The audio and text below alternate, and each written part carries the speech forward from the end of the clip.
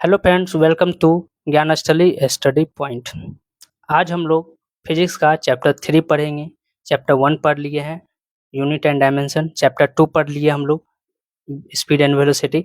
अब चैप्टर 3 पढ़ेंगे, projectile motion. अब प्रोजेक्टाइल मोशन होता क्या है? प्रोजेक्टाइल मोशन कोई भी चीज़ हम लोग जो करते हैं, जैसे कि जैसे ये फुहारा दिख रहा है, जो किसी भी प्रेशर के द्वारा जो निकलता है पानी, जो उसका जो स्पीड होता है वो प्रोजेक्टाइल मोशन होता है। वो 2 मोशन में काम करता है, एक एंगुलर में और प्रोजेक्ट उसी को प्रोजेक्टाइल मोशन कहते हैं। जैसे पंप से निकला हुआ पानी का जो होता है वो भी हो गया, तो ये हो गया। तो हम लोग देखते हैं कुछ। बोला है, अगर कोई पिंड एक ही समय में अगर कोई पिंड एक ही समय में 2 दूरी तय करे, क्षैतिज तथा ऊर्ध्वाधर, तो उस पिंड की ऐसी गति को प्रक्षेप्य गति बोलते हैं, प्रोजेक्टाइल मोशन कहते हैं। यानी कि कोई मान लेते हैं हम यहाँ लिए और इसको हम लोग ऐसे करके फेंक दे रहे हैं। तो ये जैसे ऐसे करके फेंके तो एक तो ये ऊपर वाला डिस्टेंस ये वाला हाइट दूरी किया और एक ये हॉरिजॉन्टल किया। 2 डिस्टेंस दूरी किए, तो एक डिस्टेंस ये दूरी किया हॉरिजॉन्टल, जिसको हम लोग क्षैतिज बोलते हैं, और एक हो गया वर्टिकल ऊर्ध्वाधर, वर्टिकल ये दूरी, क्योंकि वो हाइट पे गया ऐसे करके जा रहा है, तो ये हम लोग इस तरह करके, तो 2 दूरी जो तय करे उसी को हम लोग बोलते हैं प्रक्षेप्य गति। यहाँ तो समझ में आया?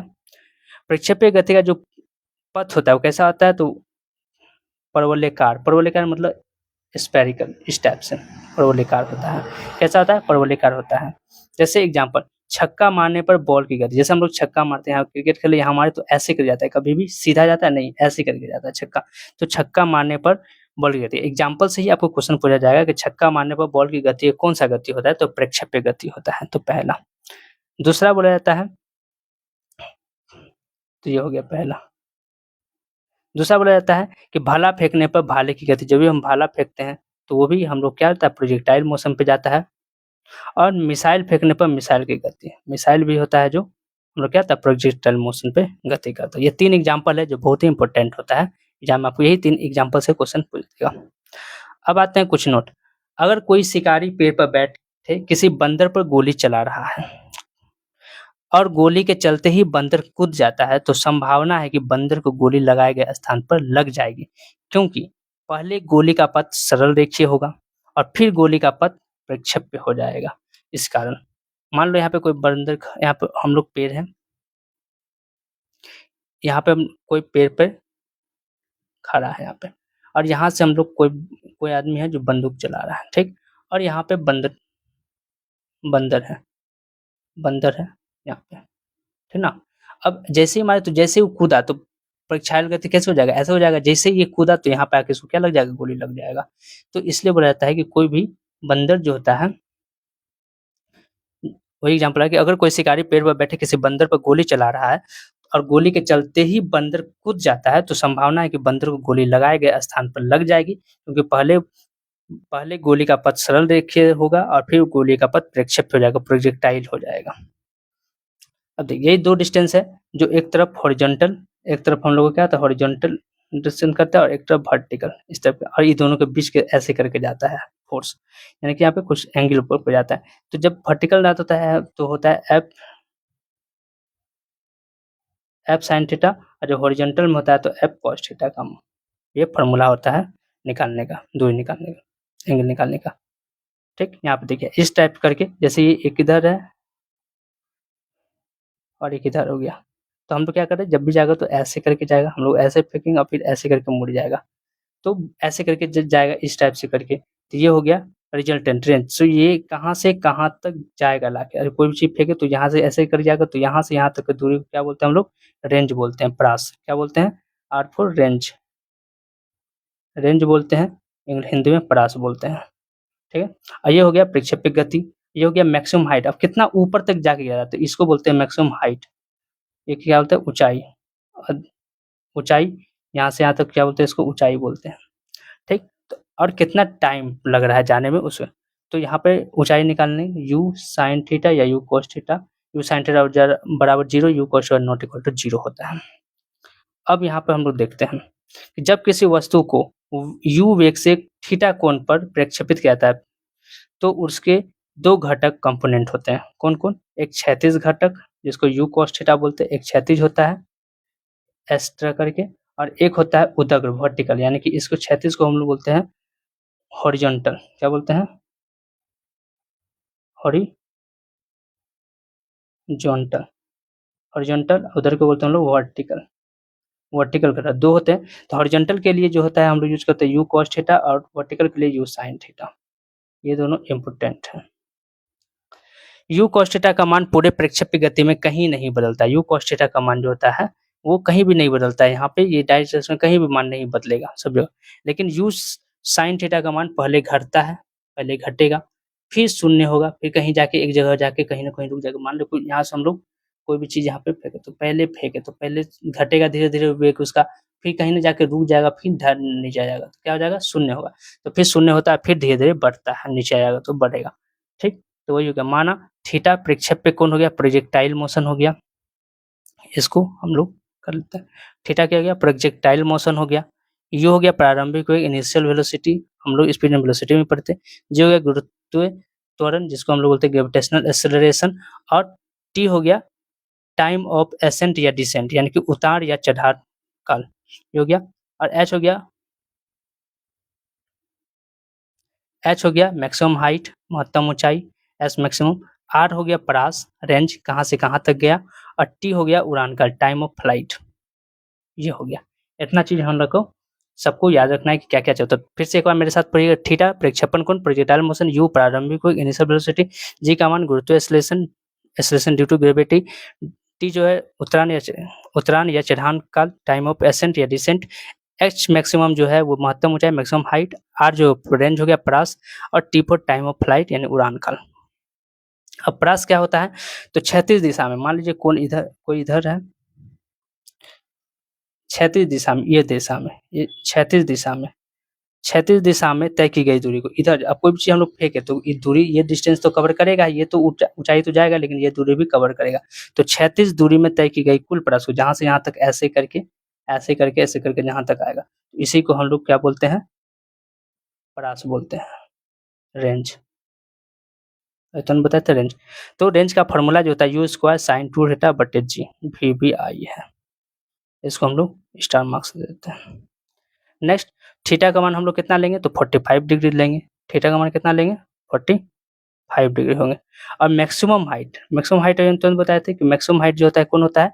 कहाँ तक ऊपर कितना तक गया है, ये हो गया मैक्सिमम हाइट। मैक्सिमम हाइट तो u² sin 2 theta, 2 into 2 theta होता है, तो थीटा की जगह पे 45 बटे जी। और या maximum range, maximum range maximum range जो होता है वो कितना होता है? u² बाई जी, यानी कि मैक्सिमम रेंज कितना हो सकता है यहाँ से आता तो u² बाई जी के बराबर हो सकता है मैक्सिमम रेंज।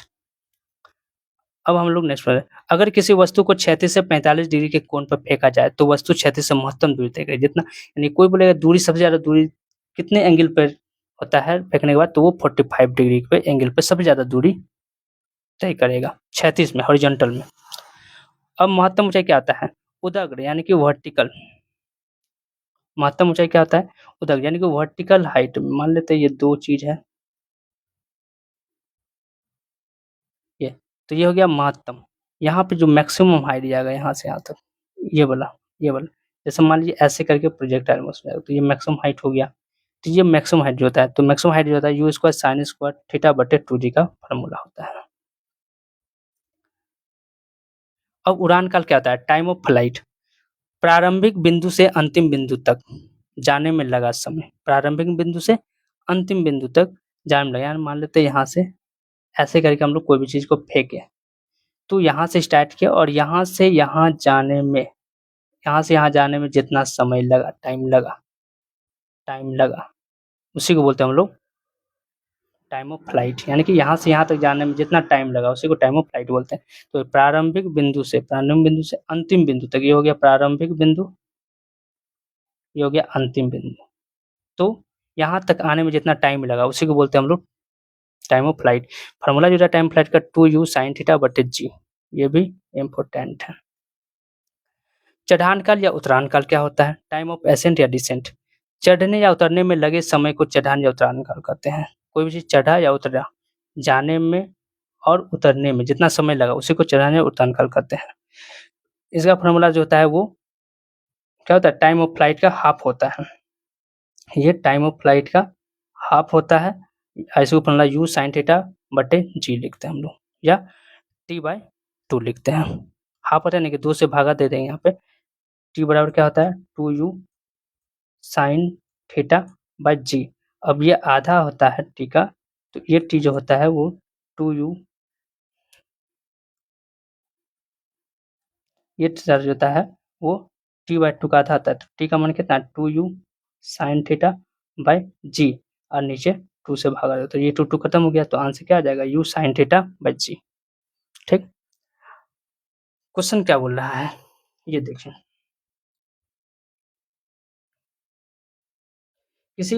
अगर किसी वस्तु को 30 डिग्री कोण पर 10 मीटर पर सेकंड के वेग से प्रक्षेपित किया जाता है तो परास ज्ञात करें। रेंज क्या ज्ञात करना है, रेंज।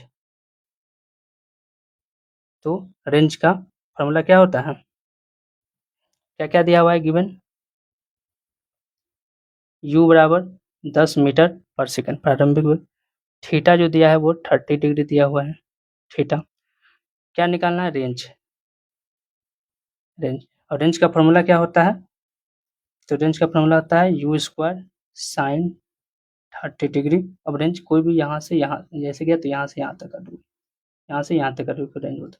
तो u sine 30 degree, u square sine 30 degree by ये हो गया by g, u sine 2 theta, sorry u sine 2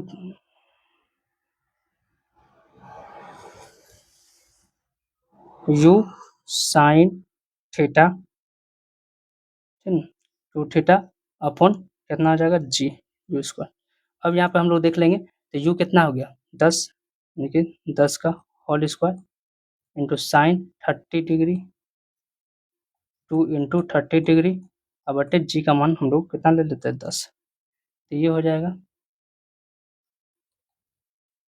100 और साइन 60 डिग्री, साइन 60 डिग्री का मान कितना होता है रूट अंडर 3, 3/2, रूट अंडर 3/2 अब बटे 10, तो नीचे आ जाएगा ये 100 गुना रूट 3/10 गुना 2, ये कैंसिल हो गया 5, यानी कि 5√3, ये हो जाएगा 5√3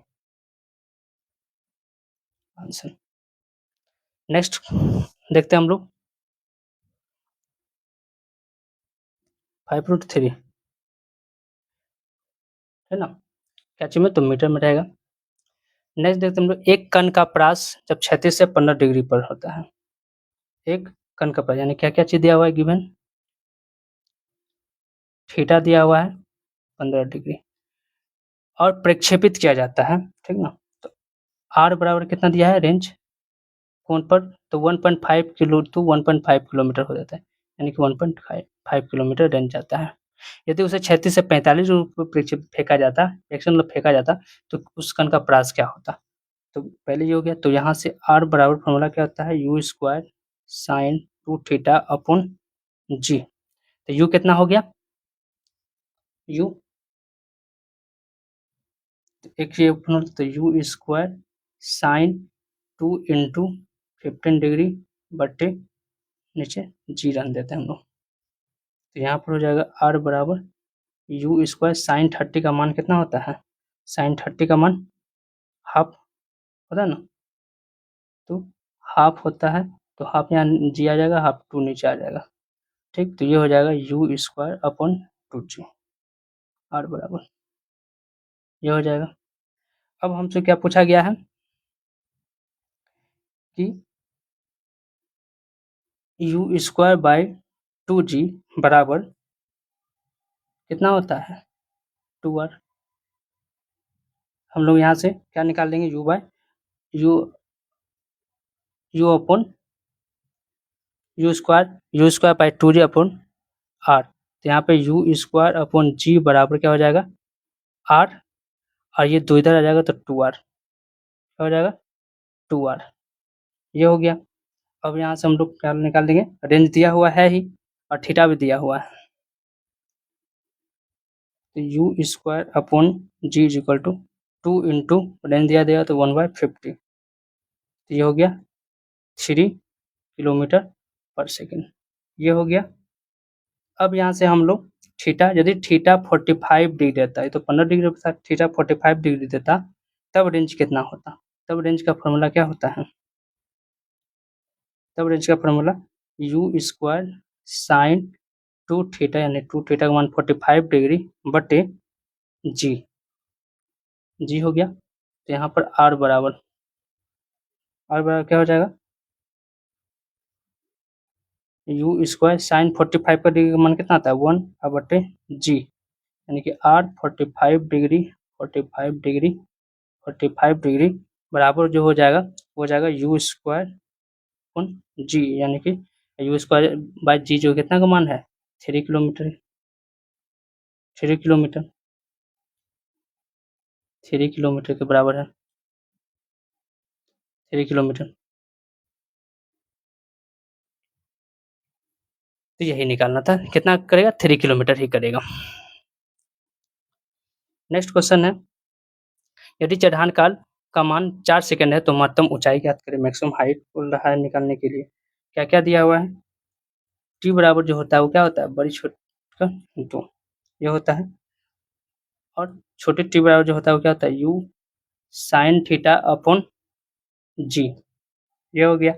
तो इसका मान कितना दिया हुआ है? 4 सेकंड बराबर U sine theta upon G, G. तो यहाँ पर अब क्या करेंगे? Squaring both side, squaring both side, ये हो जाएगा 16, ये हो जाएगा U square sine square theta upon G का स्क्वायर। अब यहाँ पे हम लोग देख लेते हैं जी का स्क्वायर, ये हो गया। अब दोनों तरफ